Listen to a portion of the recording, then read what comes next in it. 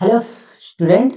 आपके सामने जो आज आपका ट्रांसलेशन है, ट्रांसलेशन आप इंग्लिश नहीं आती है आपको, अगर आपको टेंस भी नहीं आता है, आपको बहुत ज़्यादा मीनिंग भी नहीं आती है, पर ट्रांसलेशन आप बहुत मान के चलिए 50% तो आप सही करके आएंगे। यानी आप अच्छी तरीके से, कम से कम छोड़ने से अच्छा है तो आप कुछ ना कुछ लिखेंगे ही।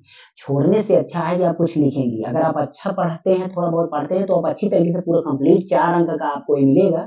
4 अंक आप लेकर रहेंगे। अगर आपको जरा से भी नहीं आता फिर भी आप कर देंगे। कैसे करना होगा मैं यहाँ पर थोड़ा थोड़ा आपको एकदम बेसिकली बताऊंगा, और कुछ ऐसी चीजें यहाँ पर नहीं बताऊंगा जो कि आपको ज्यादा रूल्स यूज करने होंगे। रूल्स आपको कोई यूज नहीं करना है, टेंस वगैरह कुछ नहीं। इसको एक हम लैंग्वेज समझ के यहाँ पर हम ट्रांसलेशन करेंगे। इस तरीके की वीडियो हमारे चैनल पर बहुत पड़ी हुई है, बस उसको हमने बोर्ड पर समझाया था, तो आज यहाँ पर हम स्क्रीन पर आपको समझाने वाले हैं। आपको पैराग्राफ आपके सामने दिख रहा होगा, तो आप ध्यान दीजिएगा, स्क्रीन पर आपको पैराग्राफ दिख रहा होगा।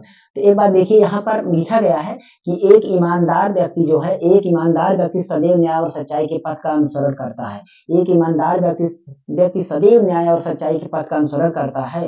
अच्छा बताइए, यहाँ पर अगर आपको दिखाई दे रहा हो तो एक चीज आपको बहुत गौर से देखना है कि अगर आपको यहाँ पर जो बोला गया है एक ईमानदार व्यक्ति, यहाँ पर देखिए पहले काम क्या करना। टेंस आप टेंस नहीं पढ़े हैं तो आप अगर सेंटेंस देख रहे हैं, जो यहाँ से आप देखेंगे, यहाँ से लेकर के यहाँ तक पूरा ये वाला कलर चेंज है, इसलिए आपको दिखाई ना दिया होगा शायद। तो मैं यहाँ पर कलर इसको हम थोड़ा सा चेंज कर, देखिए यहाँ से लेकर के यहाँ तक आपका एक सेंटेंस है। एक सेंटेंस है जो कि आपको पता है कि यहाँ पर कितना है। ठीक है, यहाँ से लेकर देखिए, अब इसमें हमें क्या करना है कि एक व्यक्ति सदैव न्याय और सच्चाई के पथ का अनुसरण करता है। दिमाग लगाइए, एक व्यक्ति जो होता है वो सदैव क्या करता है कि आपका किसका, थोड़ा सा मैं कलर पेन का साइज चेंज करता हूँ। थोड़ा क्या कर रहा है, सॉफ्टवेयर लैग कर रहा है, इसलिए प्रॉब्लम हो रही है।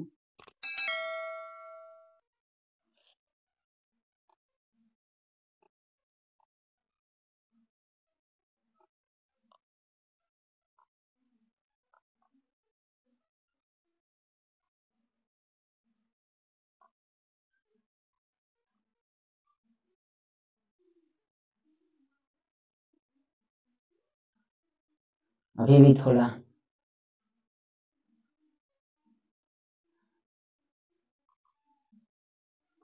चलिए देखते रहिएगा।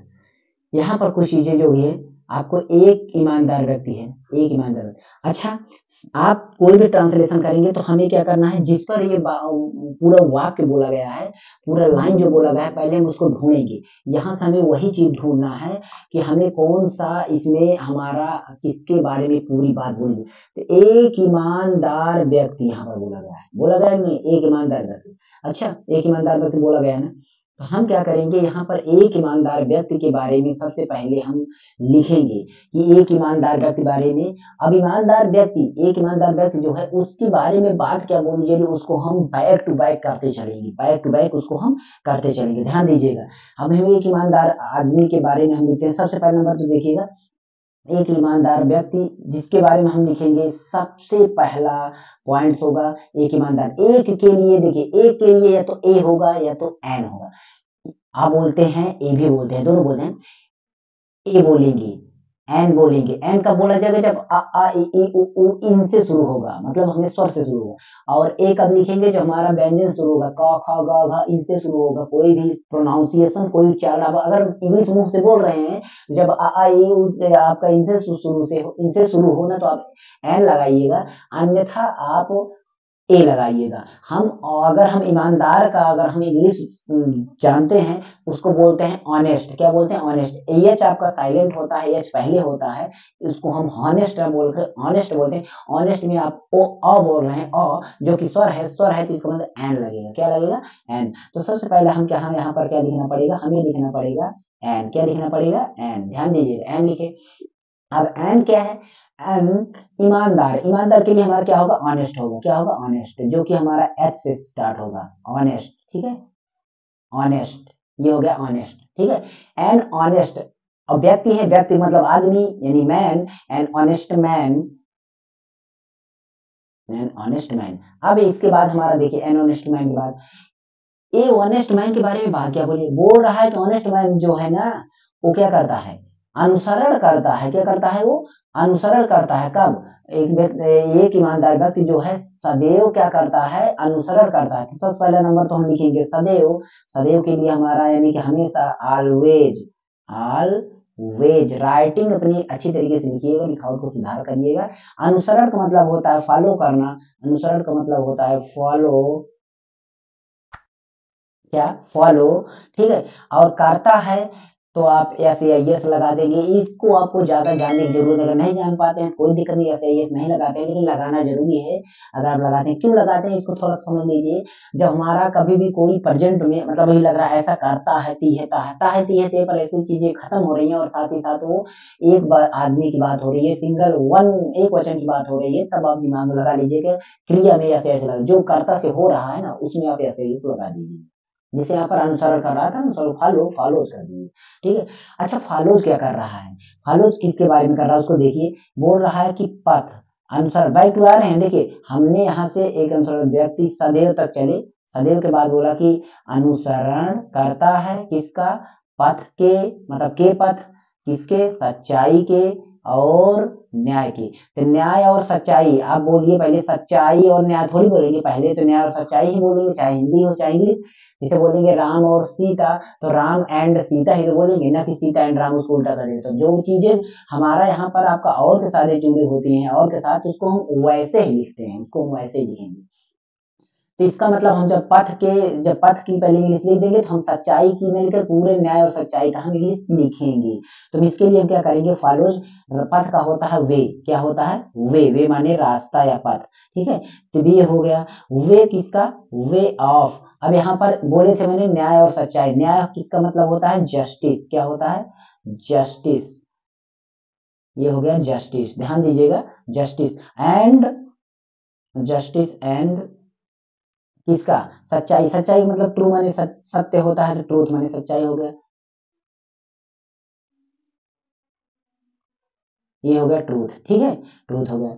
अब इसके बाद फुल स्टॉप रख दी, बातें खत्म हो गई। अब यहां देखिए वह, अब वह कभी किसी का, अच्छा वह कभी किसी का, देखिए सबसे पहले मैं तो वह की बात बोलेगी, किसकी बात बोलेगी, वह, और उसके बाद कभी की बात बोली गई है, कभी, वह हमेशा, वह कभी, कोई भी करता जब कुछ चीजें के लिए उसके रूप में कंडीशन दर्शा रहा है, कभी, हमेशा कुछ, उसको आप उसके बगल ही लिख दीजिए, क्योंकि वो चीजें कंडीशनल हो जाती है, मतलब उसको हम, तो हम वह की इंग्लिश लिखेंगे वो, क्योंकि हमारा ईमानदार व्यक्ति है तो ही होगा, लड़की हो तो सी, लड़का हो तो ही, इसके लिए यूजेज होता है। इतना तो समझना ही पड़ेगा, टेंस नहीं याद करने, तभी तो थोड़ा बहुत तो आपको कंडीशन देखना ही पड़ेगा ना।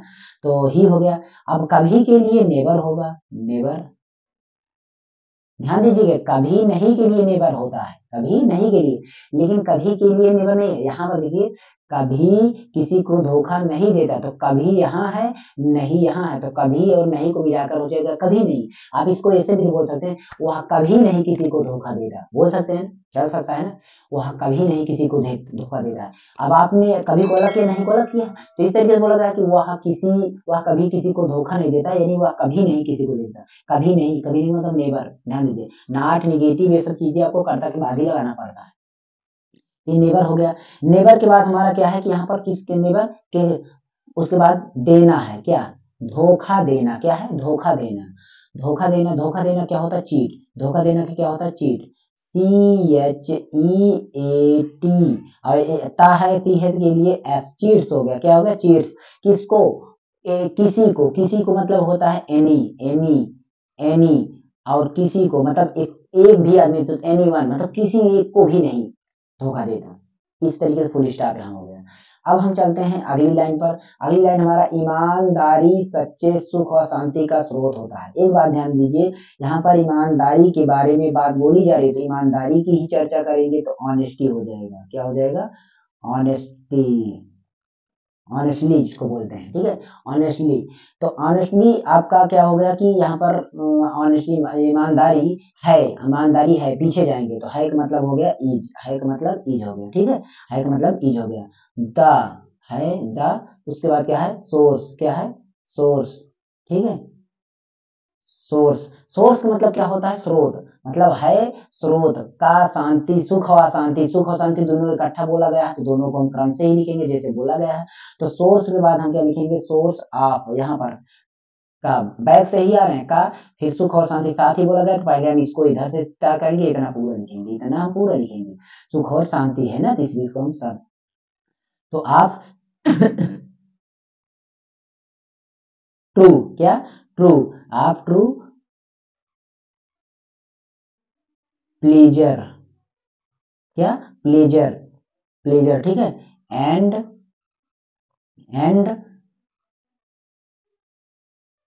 पीस, प्लेजर एंड पीस मतलब सुख और शांति हो गया। यहाँ पर खत्म हो गई लाइन। उसके लिए, उसके लिए क्या बोला गया? उसके लिए मतलब उसके लिए, उसके लिए, उसके लिए आपका मतलब ही का आपका थर्ड मतलब प्रोनाउन जो होता है उसका आपका तो हिम होता है, क्या होता है? हिम होता है। तो यहाँ पर हम यूज करेंगे फॉर के लिए ही सबसे पहला नंबर, तो इसको हम डिलीट करते हैं। तो यहाँ पर होगा हमारा फॉर कैपिटल लेटर में, मैंने स्मॉल लेटर में दिया फॉर, उसके बाद मतलब उसके लिए बोला गया, के लिए, उसके, उसके मतलब हो गया हिम, हिम हो गया, ठीक है, हिम हो गया। उसके लिए आपका यहाँ पर हो गया, उसके लिए आपका यहाँ पर हो गया, जैसे उसमें कामा लगा था मैंने वैसे इसमें कामा लगा दिया। यहाँ पर है ईमानदारी सबसे उत्तम नीति है, ऑनेस्टली, यहाँ पर ऑनेस्टली यहाँ पर लिखा जाएगा, ऑनेस्टली क्या है? Honestly is a, is a, is a, क्या बोला गया है कि आपका सबसे उत्तम नहीं, सबसे मतलब बहुत, सबसे जो सबसे बड़ा हो उसको बोलते हैं सुप्रीम, सुप्रीम बोलते हैं, मतलब अपने आप में सबसे बड़ा हो, सुप्रीम, ठीक है, ओके, ठीक है। समझ गए ना? सर्वोच्च जिसको बोलते हैं, सर्वोच्च मतलब सुप्रीम होता है, सबसे मतलब सर्वोच्च वही चीज तो हो गया ना। तो यहाँ पर हम क्या लिखेंगे? सुप्रीम, क्या लिखेंगे? सुप्रीम, सुप्रीम, क्या? नीड का मतलब होता है पॉलिसी, नीड का मतलब होता है पॉलिसी। इस तरीके से ये पूरा पूरा ट्रांसलेशन हुआ खत्म। अब आपको कुछ बातें समझ में आनी चाहिए जिसको हम यहाँ पर कुछ चीजें समझाने वाले हैं, आप ध्यान दीजिएगा बातों को। यहाँ पर अगर आप ध्यान देंगे तो अच्छा रहेगा आपके लिए, ठीक है। जैसे देखिए यहाँ पर हम बताने वाले हैं कि आपको क्या करना है, इनके लिए आपको डेली जो आपका यहाँ पर क्या आ रहा है, मीनिंग क्या आ रहा है आपकी लाइफ में, मीनिंग को आप लर्न करते रहिएगा, मीनिंग याद करना सीखिए, मीनिंग याद करना। मीनिंग याद करने के लिए क्या काम करना होगा? जो आप डेली लाइफ में सुन रहे हैं, जैसे आपने बोल रहे हैं कुछ शब्द आ गए हिंदी में, सोचिए इसका क्या होता होगा। आपके पास मोबाइल है, उसका ट्रांसलेशन ढूंढ लीजिए, उसको गूगल पर सर्च करिए, उसकी मीनिंग एक बार याद हो जाएगी। तो आप दैनिक जीवन में, आपकी जिंदगी एक कहानी है, आपकी लाइफ एक कहानी, और अपनी लाइफ में सारी चीजें अगर आप मीनिंग उसका ढूंढ लेंगे तो आपको ट्रांसलेशन में भी वही सेम वहां पर दर्शाया जाएगा।